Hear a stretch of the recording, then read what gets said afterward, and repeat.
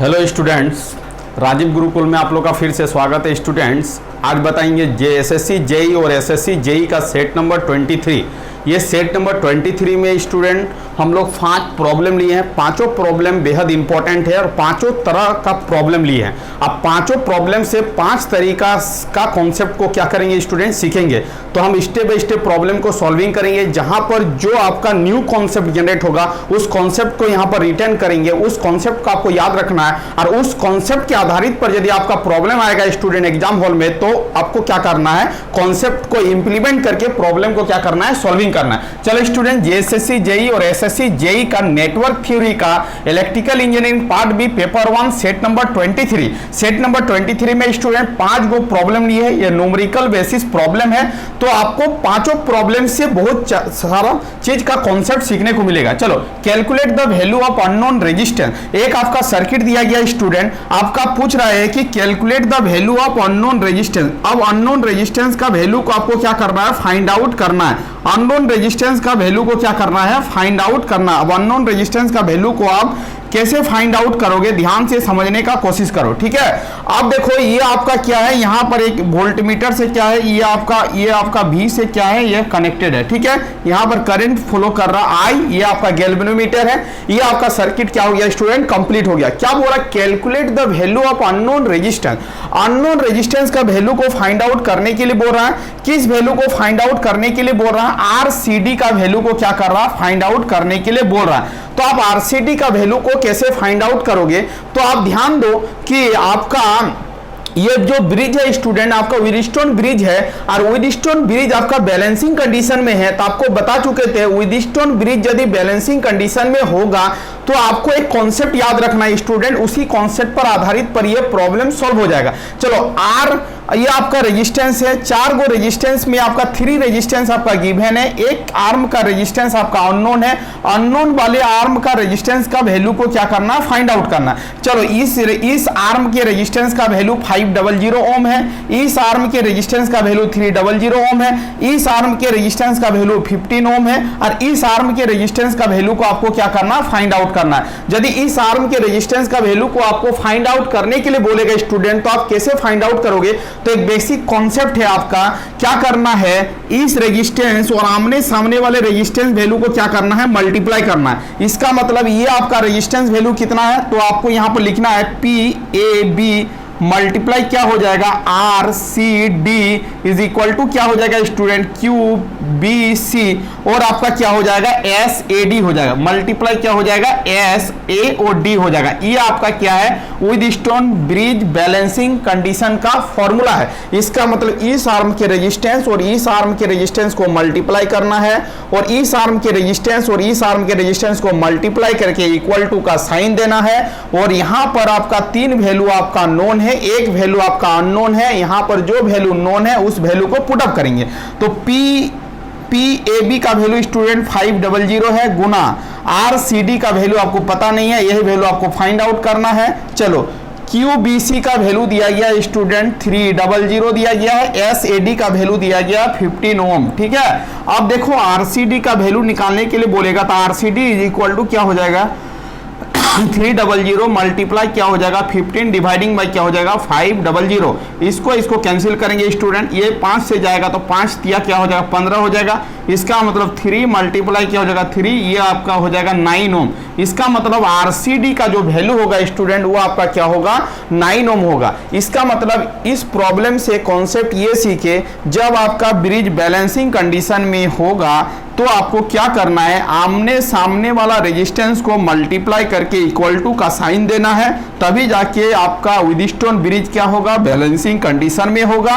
और आपका यहाँ पर 3 आर्म का रेजिस्टेंस वैल्यू पता है, एक आर्म का रेजिस्टेंस वैल्यू पता नहीं है। जिस आर्म का वैल्यू रेजिस्टेंस पता है उसको पुट अप करेंगे, जो फाइंड आउट करना है उसको हम लोग क्या कर लेंगे, according to this formula find out कर लेंगे। तो ये आपका व्हीटस्टोन ब्रिज कॉन्सेप्ट से यदि प्रॉब्लम एग्जाम हॉल में देखने को मिले स्टूडेंट, तो आपको क्या करना है, ये बेसिक फॉर्मूला को याद रखना है। बेसिक फॉर्मूला को याद रखते हुए उसका वैल्यू को पुट अप करना है और उस रेजिस्टेंस वैल्यू को फाइंड आउट कर लेना है जो आपका अननोन रेजिस्टेंस है। इसका मतलब इस प्रॉब्लम का जो आंसर होगा स्टूडेंट वो आपका क्या होगा, बी होगा। ये बेहद इंपॉर्टेंट है, इस तरह का प्रॉब्लम एग्जाम में देखने को मिलेगा, तो आप इस तरह का प्रॉब्लम को समझने के लिए, सॉल्विंग करने के लिए ये कॉन्सेप्ट आना चाहिए, तभी जाके ये प्रॉब्लम को क्या कर सकते हो, सॉल्विंग कर सकते हो। ये आपका व्हीटस्टोन ब्रिज का बैलेंसिंग कंडीशन का प्रॉब्लम था। चलो आगे की ओर चलते हैं, आगे का प्रॉब्लम देखते हैं, प्रॉब्लम नंबर 2। अब देखो स्टूडेंट प्रॉब्लम नंबर 2 क्या बोल रहा है, वो भी आपका क्या है, बेहद इंपॉर्टेंट प्रॉब्लम है।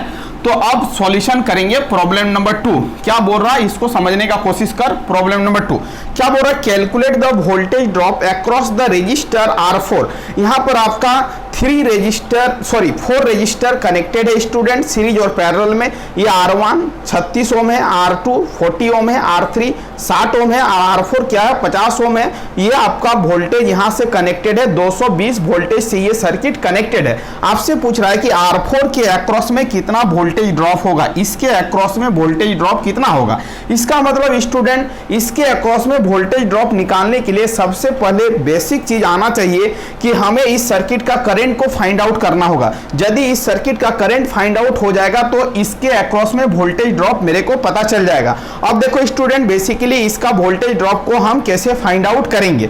अब देखो, अब चीजों को समझो कि ये आपका R1 है, ये आपका R2 और R3 का कनेक्शन के साथ पैरेलल है, ये आपका R4 है, ठीक है। इसको हम लोग सॉल्विंग कर लेते हैं स्टूडेंट, इस ब्रांच का करंट को फाइंड आउट कर लेते हैं। तो चलो ये देखो, ये दोनों का कनेक्शन के साथ पैरेलल है, तो पैरेलल का कंडीशन आपको बता चुके हैं। उसका R इक्विवेलेंट क्या हो जाएगा, क्या होगा R1 या R2 और R3 है, R2 और R3 का कनेक्शन के साथ पैरेलल है, तो R3 Guna R2 dividing by क्या हो जाएगा, R2 प्लस क्या हो जाएगा, R3 हो जाएगा। अब वैल्यू को पुट करेंगे, R3 का वैल्यू 60 है, R2 का वैल्यू स्टूडेंट 40 है, दोनों को ऐड करेंगे तो आपका हो जाएगा 60 प्लस 40 हो जाएगा आपका 100। इसका मतलब 60 मल्टीप्लाई क्या हो जाएगा 40 डिवाइडिंग बाई क्या हो जाएगा 100। इसको सॉल्व करेंगे स्टूडेंट, आपका आंसर आएगा 24 ओम। इसका मतलब इसका पैरेलल कनेक्शन हम लोग कर लिए, पैरेलल कनेक्शन का इक्विवेलेंट फाइंड आउट कर लिए, आपको मिला 24। अब देखो स्टूडेंट इस पूरे सर्किट का यदि इक्विवेलेंट निकालेंगे तो ये आपका इसका इक्विवेलेंट कितना हो गया, 24 हो गया। ये 36 है, ये 50 है, ये 24 है, सभी को ऐड करेंगे तो क्या हो जाएगा R1, ये आपका ये R इक्विवेलेंट 1 मानते, ठीक है। तो इसका निकाल चुके हैं, R equivalent is equal to R1 और R इक्विवेलेंट 1 प्लस क्या हो जाएगा आपका R4 हो जाएगा। सभी को ऐड करेंगे, आपस में सभी का कनेक्शन कैसा हो जाएगा, सीरीज में हो जाएगा। ये आपका 36 हो गया स्टूडेंट। इस दोनों चीज को सॉल्व करके मेरे को मिला 24, तो यहां पर लिखेंगे 24। R4 का वैल्यू कितना है 50 है। अब इसको सॉल्व करेंगे तो आपको मिलेगा कितना, आप ही बताओ। तो ये हो जाएगा आपका 60 और ये आपका हो जाएगा 50। इसका मतलब हो जाएगा 110 ओम। इसका मतलब इस सर्किट का इक्विवेलेंट रेजिस्टेंस होगा 110 ओम, मतलब 110 ओम इस सर्किट का पूरा इक्विवेलेंट रेजिस्टेंस होगा। अब इक्विवेलेंट रेजिस्टेंस निकालने के बाद स्टूडेंट हम करंट को फाइंड आउट कर सकते हैं। I इक्वल टू क्या हो जाएगा, according to Ohm's law V by क्या होगा, R इक्विवेलेंट होगा। V का वैल्यू आपका 220 वोल्ट दिया गया, R इक्विवेलेंट आपने कैलकुलेट करके निकाला। इसका मतलब स्टूडेंट इसको कैंसिल करेंगे तो आपका इस ब्रांच का करंट, मतलब यहां से जो करंट फॉलो करेगा वो आपका क्या होगा, 2 एम्पियर होगा। तो इसका मतलब 2 एम्पियर यहां पर जाएगा तो ये आपका 2 एम्पियर यहां पर जाएगा, 2 एम्पियर का ब्रांचिंग होगा, बट यहां पर क्या होगा 2 एम्पियर ही होगा। इसका मतलब है जितना अमाउंट ऑफ करंट इन करेगा उतना अमाउंट ऑफ करंट क्या होगा, आउट होगा। इसका मतलब R4 के अक्रॉस में वोल्टेज ड्रॉप निकाला, voltage drop across the R4 is equal to क्या हो जाएगा स्टूडेंट, I गुना क्या हो जाएगा R4 हो जाएगा, I गुना R4 हो जाएगा। I आपने निकाला 2, R4 का जो वैल्यू है वो आपका 50 है, इसको मल्टीप्लाई करेंगे तो आंसर हो जाएगा आपका 100 वोल्ट। इसका मतलब R4 के अक्रॉस में जो वोल्टेज ड्रॉप होगा स्टूडेंट वो आपका क्या होगा, 100 वोल्ट होगा। VR4 मतलब voltage drop across the R4 is equal to I गुना R4। I का वैल्यू आपका 2 है, R4 का वैल्यू 50 है, दोनों को मल्टीप्लाई करेंगे तो आंसर मिलेगा आपका 100 वोल्ट। इसका मतलब R4 के अक्रॉस में जो वोल्टेज ड्रॉप होगा स्टूडेंट वो आपका क्या होगा, 100 वोल्ट होगा। R1 के अक्रॉस में बोलता तो 36 गुना क्या होता, 2 होता, दोनों को मल्टीप्लाई कर लेते तो आपको क्या मिल जाता है, इसके अक्रॉस वोल्टेज ड्रॉप मिल जाता है। इसका मतलब 70 वोल्टेज ड्रॉप क्या होता है R1 के अक्रॉस में होता है।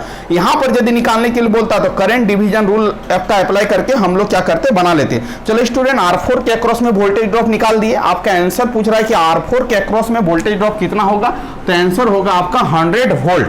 अब चलो आगे का कुछ कॉन्सेप्ट इस प्रॉब्लम से समझते हैं कि इस प्रॉब्लम में आगे का यदि प्रॉब्लम कुछ दिया जाता तो हम कैसे बनाते। चलो स्टूडेंट अब देखते हैं कि यदि आपसे पूछता कि R2 और R3 के अक्रॉस में वोल्टेज ड्रॉप कितना होगा, R2 और R3 के अक्रॉस में वोल्टेज ड्रॉप कितना होगा यदि आपसे पूछता तो आप कैसे निकालते। चलो अब देखो स्टूडेंट, अब देखो यहाँ पर आपका क्या है, यहाँ पर ये 2 एम्पियर करंट जा रहा है, तो ये करंट 2 भागों में ब्रांचिंग होगा क्योंकि यहाँ पर कनेक्शन के साथ पैरेलल कनेक्शन है। इसका मतलब इस करंट को हम लोग I1 मानते हैं, नीचे वाले करंट को क्या मानते हैं, I2 मानते हैं, ठीक है। और I अमाउंट ऑफ करंट क्या है, 2 एम्पियर है, ठीक है। चलो अब देखो इसका यदि यहाँ पर करंट डिवीजन भी पूछा जाता प्रॉब्लम में कि इसके अक्रॉस करंट कितना पास करेगा, इसके अक्रॉस कितना पास करेगा क्योंकि इसके अक्रॉस में 2 एम्पियर जाएगा, इसके अक्रॉस 2 एम्पियर जाएगा, बट इसके अक्रॉस 2 एम्पियर नहीं जाएगा। 2 एम्पियर का क्या होगा, डिवीजन होगा क्योंकि कनेक्शन के साथ पैरेलल है। इसका मतलब है स्टूडेंट यदि I1 का करंट निकालने बोलता तो I1 इज इक्वल टू क्या होता है, I1 इज इक्वल टू होता है opposite resistance R3 dividing by क्या होता है R2 प्लस क्या होता है आपका R3 होता है और मेन करंट आपका जो है वो I होता है, ठीक है। अब देखो R3 का वैल्यू कितना है, 60 है और दोनों को ऐड करते हैं तो क्या होता है 100 होता है और मेन करंट क्या है 2 है, ये कैंसिल हो जाता है स्टूडेंट। इसको कैंसिल करते तो आपका क्या होता है 6/5 होता है। इसको सॉल्व करते तो 1.2 एम्पियर आता है। इसका मतलब है कि I2 का वैल्यू कितना होता है स्टूडेंट, I1 तो निकाल लिए हो, मेन करंट आपका 2 एम्पियर है, 2 एम्पियर में से 1.2 आपका I1 से पास हो रहा तो I2 से कितना पास होगा तो लिख लेते I माइनस क्या लिख लेते, I1 लिख लेते। तो आपका क्या हो जाता, ये आपका 2 है, I1 से आपका 1.2 गया तो रिमेनिंग से कितना जाएगा 0.8 एम्पियर जाएगा। इसका मतलब स्टूडेंट नीचे वाले रेजिस्टेंस से आपका 0.8 अमाउंट ऑफ करंट जाएगा, ऊपर वाले रेजिस्टेंस से आपका 1.2 एम्पियर का करंट फ्लो करेगा। अब देखो स्टूडेंट, आप यदि इसके अक्रॉस वोल्टेज ड्रॉप निकालने के लिए यदि बोला जाता तो आप कैसे निकालते। तो आप देखो VR2 निकालने के लिए बोलता voltage drop across the R2 तो 40 गुना R2 के अक्रॉस में जो करंट फ्लो कर रहा है स्टूडेंट वो आपका क्या होता, वो आपका I1 होता। तो I1 का वैल्यू कितना दिया गया 1.2 दिया गया। इसको सॉल्व कर लेंगे तो ये कैंसिल हो जाएगा, तो 12 चौक क्या होगा 48 वोल्ट हो जाएगा voltage drop across the R2। अब voltage drop across the R3 निकालने के लिए बोलता तो 60 गुना क्या होता, इस ब्रांच से कितना अमाउंट ऑफ करंट पास कर रहा I2 का वैल्यू कितना है 0.8 है। इसको सॉल्व कर लेते हैं स्टूडेंट, ये कैंसिल हो जाता, ये कट जाता, ये कट जाता, ये कट जाता, 8 छक 12 छक 48, 8 छक क्या होता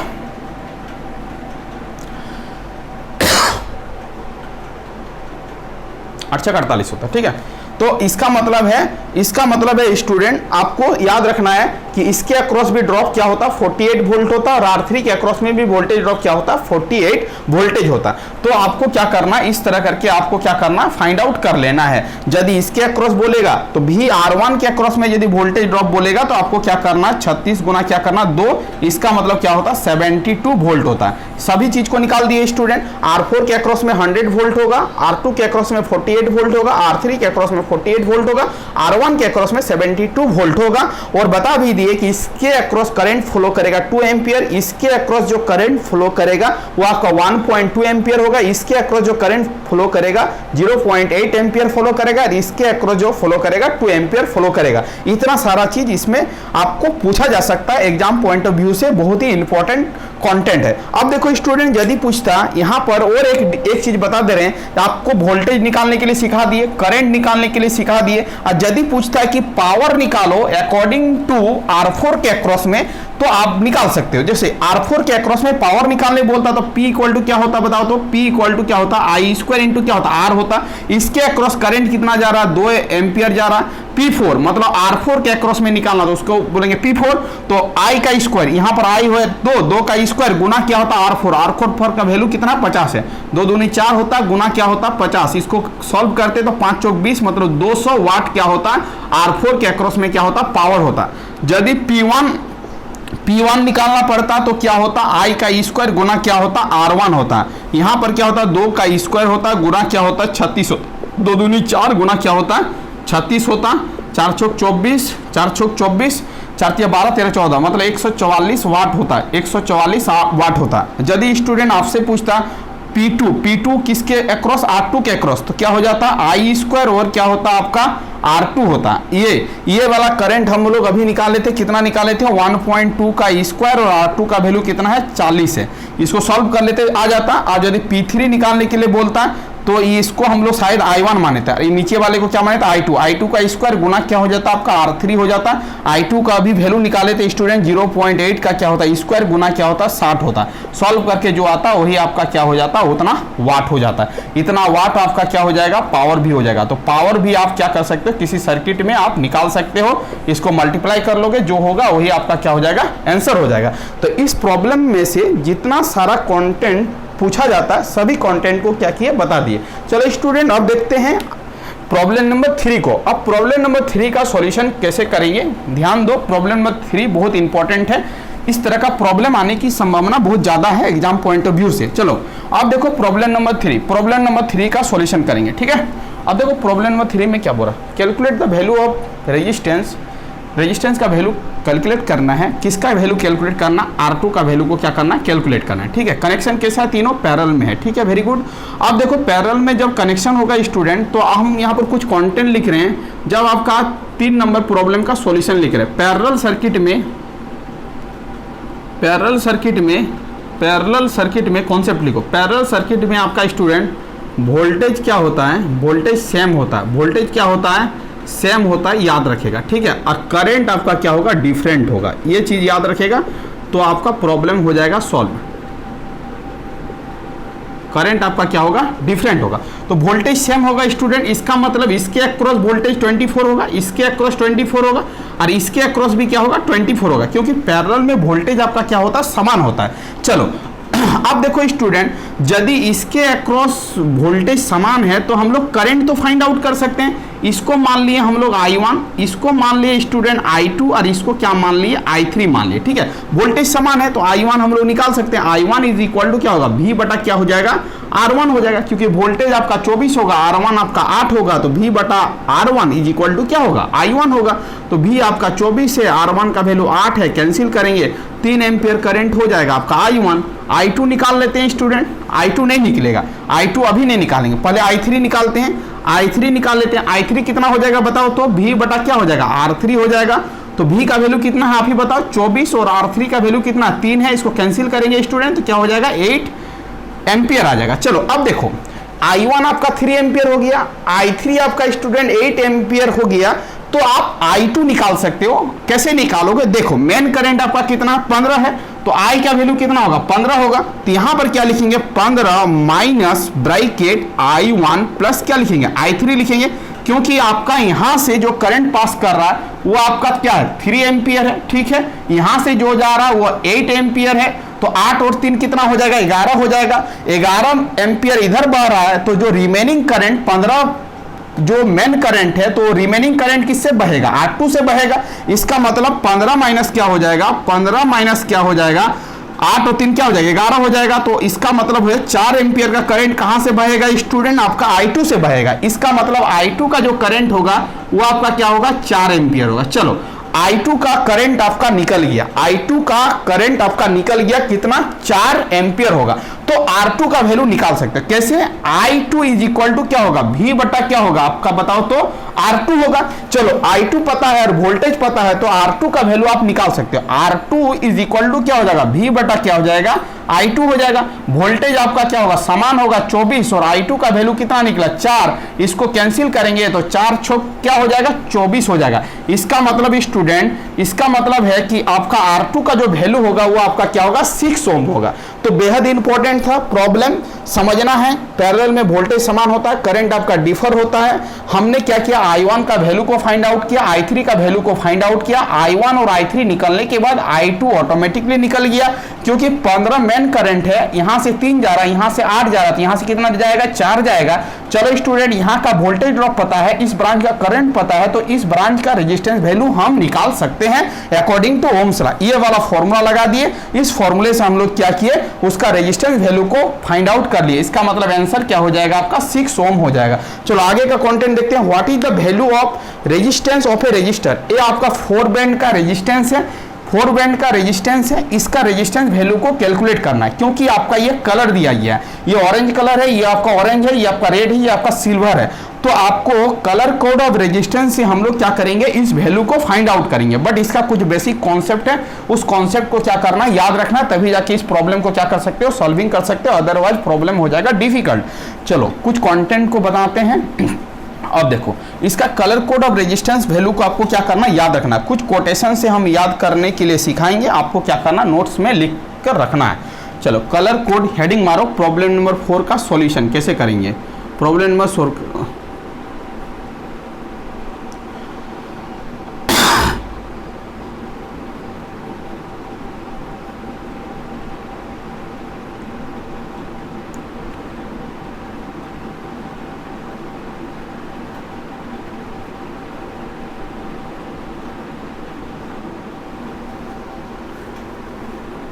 यहाँ पर लिखना है बी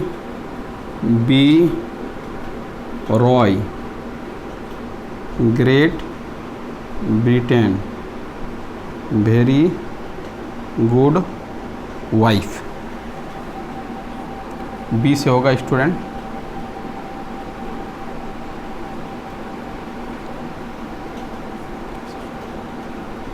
बी से ब्लैक, ब्राउन, रेड, ओ से होगा ORANG ऑरेंज, वाई से होगा येलो,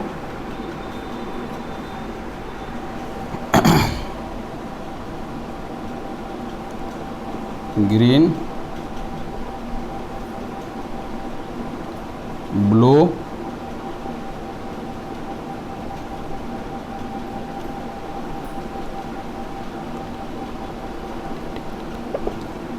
वायलेट, ग्रे। चलो कैसे याद रखेंगे, देखो बी रॉय ऐसे याद रखेंगे। इसको बी पढ़ेंगे, इसको बी पढ़ेंगे, B Roy.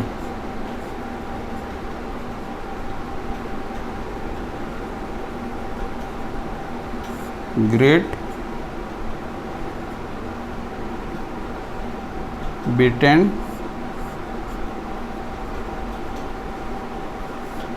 Very good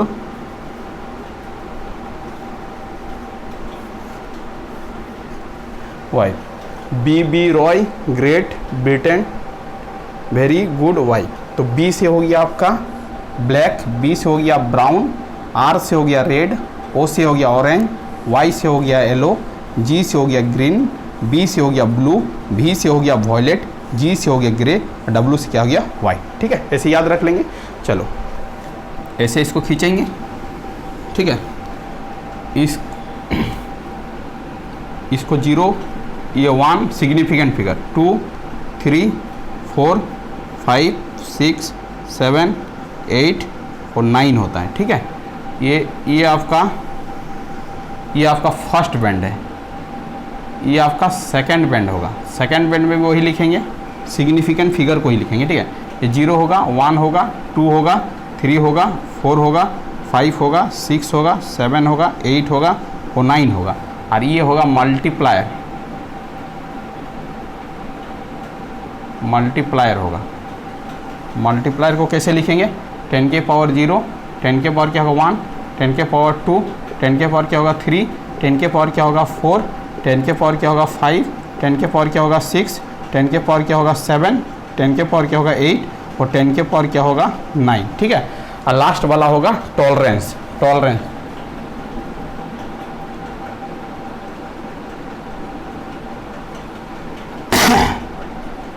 tolerance जो होता है स्टूडेंट, गोल्ड का क्या होता है, ±5% होता है, याद रखेगा। ठीक है,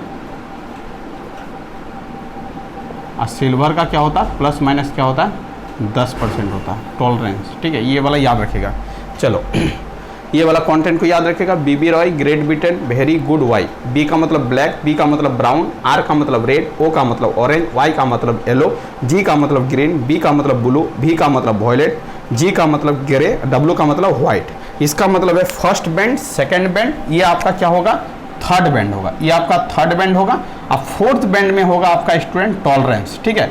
तो टॉलरेंस यहाँ पर लिख दी है। गोल्ड और सिल्वर का आपका कितना होता है, गोल्ड और सिल्वर का कितना होता है आपका, गोल्ड का 5% होगा और सिल्वर का क्या होगा, 10% होगा, ठीक है। ये वाला कंटेंट को क्या करना है, याद रखना है। चलो अब देखते हैं, अब प्रॉब्लम को यहाँ पर हम सॉल्विंग करते हैं आराम से, देखो अब समझ में आएगा, ठीक है। ये वाला टेबल आपको क्या करना है, याद रखना है। टेबल यदि याद रहेगा तो ये वाला आपका क्या हो जाएगा, प्रॉब्लम बन जाएगा। चलो देखो, अब देखो what is the value of resistance of A register. पहला बैंड क्या है, ऑरेंज है, दूसरा बैंड क्या है, ऑरेंज है, तीसरा बैंड क्या है, रेड है, और लास्ट वाला बैंड जो है सिल्वर है। तो फर्स्ट दो बैंड होता है स्टूडेंट, ये आपका क्या होता है, सिग्निफिकेंट फिगर होता है। मैंने ऑरेंज का सिग्निफिकेंट फिगर कितना होगा, फिर ऑरेंज है तो इसका सिग्निफिकेंट फिगर क्या होगा, रेड का आपका मल्टीप्लायर को लेना है, और आपका लास्ट वाला बैंड का क्या लेना है, टॉलरेंस को लेना है, ठीक है। तो पहला बैंड आपका ऑरेंज है, इसका मतलब देखो कि ऑरेंज में आपका, ऑरेंज किस पोजीशन में आ रहा है, तो ऑरेंज में आपका पोजीशन क्या है, 3 है। इसका मतलब फर्स्ट बैंड आपका सिग्निफिकेंट बताएगा, फर्स्ट सेकंड दोनों सिग्निफिकेंट बताएगा। तो पहला क्या ऑरेंज है, तो ऑरेंज के लिए क्या होगा, 3 होगा। कहां से देख रहे हैं, यहां से देख रहे हैं। फिर ऑरेंज है तो फिर सेकंड जो होगा वो भी क्या होगा, सिग्निफिकेंट होगा। तो क्या होगा, 3 होगा, क्योंकि यहां पर ऑरेंज है, यहां पर भी ऑरेंज है, तो 3 गुना 3 हो जाए, सॉरी 3 और 3 लिखेंगे, गुना नहीं, 3 और 3 लिखेंगे, ठीक है। ये फर्स्ट बैंड, ये आपका सेकंड बैंड, ठीक है। उसके बाद मल्टीप्लायर, तो मल्टीप्लायर बोला तो मल्टीप्लाई कर देंगे, और आपका रेड, रेड का मल्टीप्लायर को देखेंगे। रेड का मल्टीप्लायर कहां पर है, देखो 10 के पावर क्या 2 है, रेड का मल्टीप्लायर कितना है, 10 के पावर क्या 2 है, तो यहां पर क्या लिखेंगे, मल्टीप्लाई करके 10 के पावर क्या लिखेंगे, 2 लिखेंगे, ठीक है। चलो ये आपका ऑरेंज है, ऑरेंज का ये आपका 3 है पोजीशन, फिर ऑरेंज है तो ऑरेंज का पोजीशन 3 है। ये वाला मल्टीप्लायर बताएगा तो मल्टीप्लाई करके उसका पोजीशन को लिखेंगे, इसका मल्टीप्लायर कितना होता है, 10 के पावर 2 होता है। और ये आपका लास्ट जो है टॉलरेंस है, तो क्या लिखेंगे, प्लस और माइनस का साइन देंगे, प्लस और माइनस, और क्या है लास्ट में सिल्वर है, तो सिल्वर का टॉलरेंस कितना होता है, 10% होता है, तो 10% लिखेंगे। इसका मतलब इसका आंसर हो जाएगा 3300 प्लस माइनस 10% क्या हो जाएगा, यही आपका क्या हो जाएगा, इस कलर कोड रेजिस्टेंस का रेजिस्टेंस वैल्यू होगा। तो आप ही बताओ कौन सा ऑप्शन होगा, 3300 प्लस माइनस 10%, आंसर हो जाएगा आपका बी। तो इस तरह करके प्रॉब्लम यदि पूछा जाएगा स्टूडेंट तो आप क्या कर सकते हो, बना सकते हो। चलो यहाँ पर फिर से हम बताते हैं, ये प्रॉब्लम का सॉल्यूशन हम कर दिए। देखो यहाँ पर यदि स्टूडेंट ये आपका रहता, ये आपका मान लेते हैं कि ये आपका रेड रहता, ठीक है, ये आपका रेड रहता, ये आपका क्या रहता, ब्लैक रहता, ठीक है, ये आपका ब्लैक रहता, ठीक है, और ये आपका क्या रहता, ये आपका क्या रहता, येलो रहता, येलो रहता। चलो अब इसको बताते हैं, यदि रेड है तो रेड का मल्टीप्लायर, सॉरी रेड का आपका फर्स्ट बैंड कितना होगा, 2 होगा, सिग्निफिकेंट 2 होगा। फिर ब्लैक है, ब्लैक का सिग्निफिकेंट कितना होगा, 0 होगा। गुना करते उसके येलो है तो येलो का मल्टीप्लायर कितना होता, 10 के पावर 4 होता, तो 10 के पावर क्या लिखते, 4 लिखते। अब प्लस माइनस, और यदि यहाँ पर सिल्वर रहेगा तो 10% लिखेंगे, और गोल्ड रहेगा तो 5% लिखेंगे। आंसर आपका ये हो जाएगा। समझ में आ रहा बात क्या बोलना चाह रहे हैं, कलर पर निर्भर कर रहा है। सिंपल आपको क्या करना है, टेबल को याद रखना। कैसे याद रखेंगे, B Roy great Britain very good wine. B का मतलब ब्लैक होगा, बी का मतलब ब्राउन होगा, आर का मतलब रेड होगा, ओ का मतलब ऑरेंज होगा, वाई का मतलब येलो होगा, जी का मतलब ग्रीन होगा, बी का मतलब ब्लू होगा, भी का मतलब वॉयलेट होगा, जी का मतलब ग्रे होगा, डब्ल्यू का मतलब क्या होगा, व्हाइट होगा। ठीक है, फर्स्ट दो बैंड जो बताएगा वो सिग्निफिकेंट फिगर को बताएगा, आपको लिख लेना है। ये आपका सिग्निफिकेंट फिगर को आइडेंटिफाई करेगा, 3 वाला पोजीशन मल्टीप्लायर को आइडेंटिफाई करेगा, लास्ट वाला पोजीशन टॉलरेंस को फाइंड आउट करेगा। तो इस टेबल याद रखोगे तो कलर कोड ऑफ रेजिस्टेंस से यदि कोई भी प्रॉब्लम आएगा तो आप क्या कर सकते हो, बना सकते हो। चलो इसको भी साफ करते हैं, ये वाला भी प्रॉब्लम आपका क्या हो गया।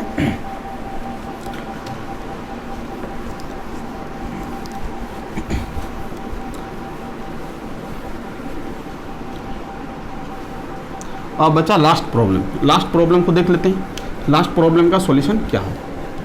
अब देखो क्या बोल रहा, लास्ट नंबर प्रॉब्लम क्या बोल रहा है उसको देखो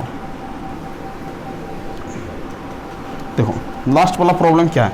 तो calculate the hot resistance of 200 वाट और 250 वोल्ट रेटेड लैंप। एक लैंप है मान लेते हैं कि ये लैंप है, ठीक है। चलो ये आपका क्या है स्टूडेंट, लैंप है, ठीक है। ये आपका लैंप है, ठीक है। लैंप में कितना वोल्टेज दे रहा है, वो 250 वोल्टेज दे रहा है, ठीक है। और इस लैंप में कितना पावर जनरेट हो रहा है, 200 वाट का पावर, ठीक है। इस लैंप का क्या बोल रहा है, रेजिस्टेंस निकालने के लिए बोल रहा है, ठीक है। चलो P इक्वल टू क्या होता है, वी स्क्वायर बटा क्या होता है, आर होता है। आर का वैल्यू निकालना, आर इक्वल टू क्या हो जाएगा, वी स्क्वायर बटा P हो जाएगा। वी का वैल्यू कितना है, 250 गुना क्या हो जाएगा, 250 हो जाएगा। पावर आपका कितना हो जाएगा, 200 हो जाएगा। ये कैंसिल, ये कैंसिल, ये कैंसिल, आंसर हो जाएगा 625 भागा कितना हो जाएगा, 2 हो जाएगा। सॉल्व करेंगे तो 3 आ जाएगा, 1 आ जाएगा, 2 आ जाएगा, पॉइंट क्या हो जाएगा, 5 हो जाएगा। इसका मतलब 312.5 ओम आएगा इसका रेजिस्टेंस वैल्यू। इसका मतलब इसका आंसर क्या होगा स्टूडेंट, आपका क्या हो जाएगा, सी हो जाएगा। तो अकॉर्डिंग टू फॉर्मूला याद रखना, पावर का formula P equal to V square बटा आर होता है। एक फॉर्मूला था P equal to V I होता है, कभी ये भी जरूरत पड़ सकता है। और एक P इक्वल टू क्या होता है, आई स्क्वायर इंटू क्या होता है, आर होता है। ये तीनों पावर का फॉर्मूला है। तीनों फॉर्मूला को क्या करोगे, याद रखोगे, किसी भी फॉर्मूले से प्रॉब्लम बन सकता है। तो ये आपका इंपॉर्टेंट कंटेंट है स्टूडेंट, इसको आपको रेडी करना है।